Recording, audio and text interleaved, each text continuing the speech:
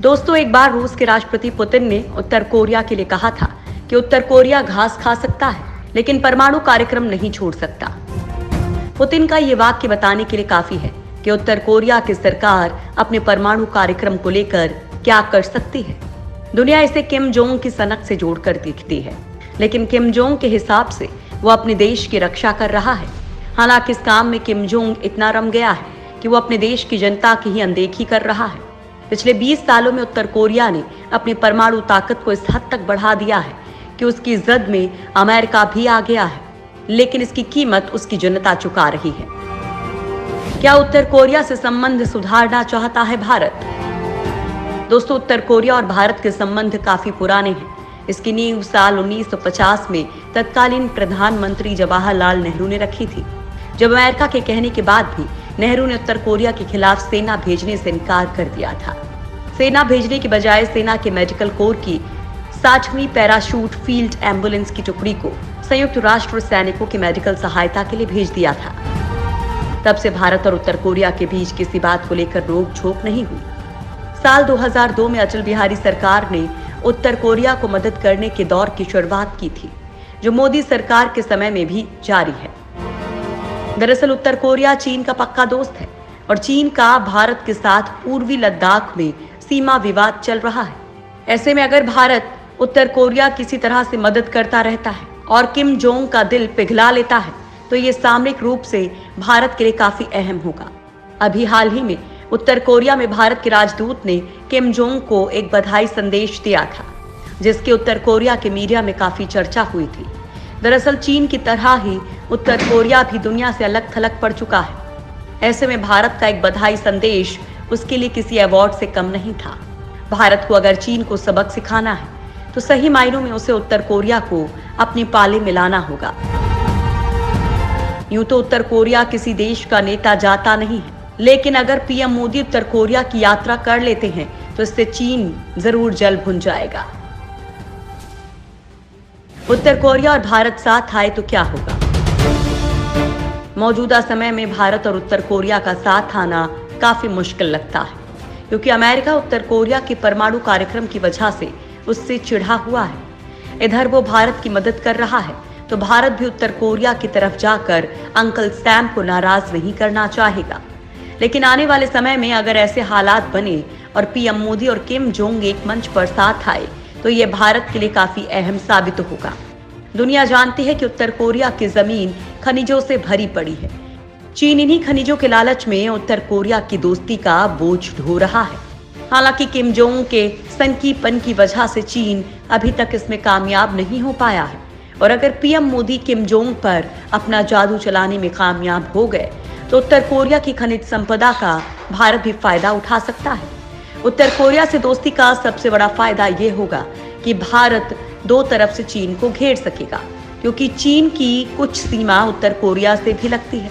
हालांकि आज के दौर में इस तरह की बातें कोरी कल्पना ही है, क्योंकि किम जोंग एक सन की तानाशाह है और वो कब क्या कर दे किसी को नहीं पता। हालांकि मोदी सरकार अपनी कोशिशें जारी रख सकती है।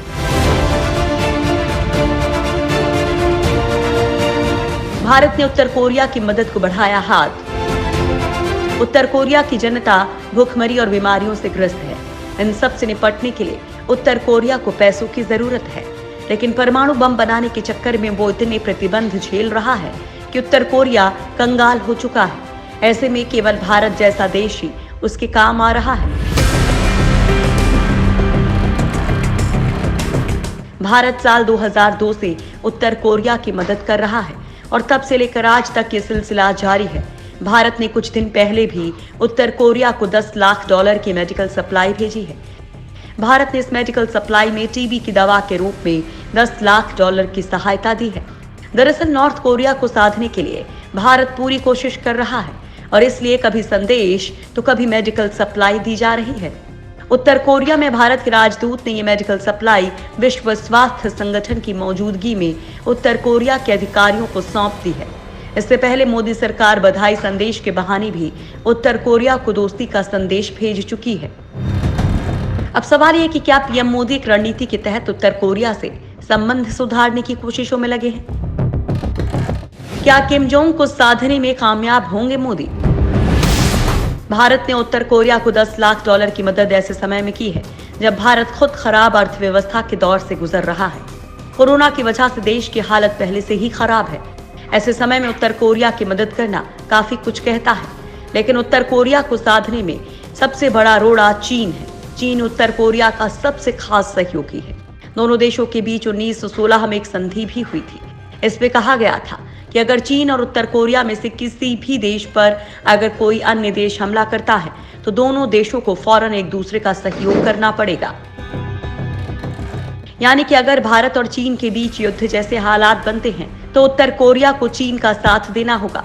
हालांकि भारत को उत्तर कोरिया से उतना खतरा नहीं है, लेकिन भारत को चीन को घेरने के लिए उत्तर कोरिया को अपने पाले में लाना जरूरी है, क्योंकि मौजूदा समय में चीन के केवल 2 सहयोगी हैं जो हमेशा चीन के साथ खड़े रहते हैं।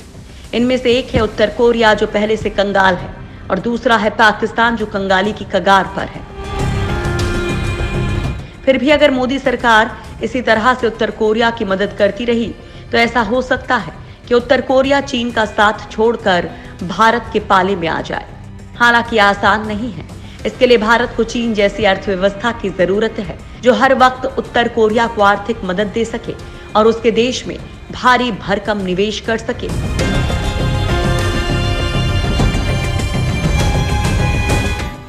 व्यापार बढ़ाने से मिट सकती हैं दूरियां। उत्तर कोरिया का सबसे बड़ा बिजनेस पार्टनर देश चीन और सऊदी अरब है, लेकिन तीसरा सबसे बड़ा बिजनेस पार्टनर भारत था। भारत उत्तर कोरिया से आयात और निर्यात दोनों करता है। साल 2016-17 में भारत और उत्तर कोरिया के बीच 872 करोड़ का कारोबार हुआ था। भारत ने उत्तर कोरिया को 301 करोड़ का सामान बेचा और उत्तर कोरिया से 570 करोड़ का सामान खरीदा था। लेकिन अमेरिका की तरफ से लगे आर्थिक प्रतिबंधों की वजह से ये व्यापार बंद तो नहीं हुआ है, लेकिन कम जरूर हुआ। साल 2018 में प्रतिबंधों के बाद भी भारत से काफी सामान उत्तर कोरिया निर्यात किया गया था। भारत को अगर उत्तर कोरिया के साथ रिश्ते वापस पटरी पर लाने हैं तो व्यापार ही एक रास्ता है जिससे दोनों देशों की दूरियां कम होंगी।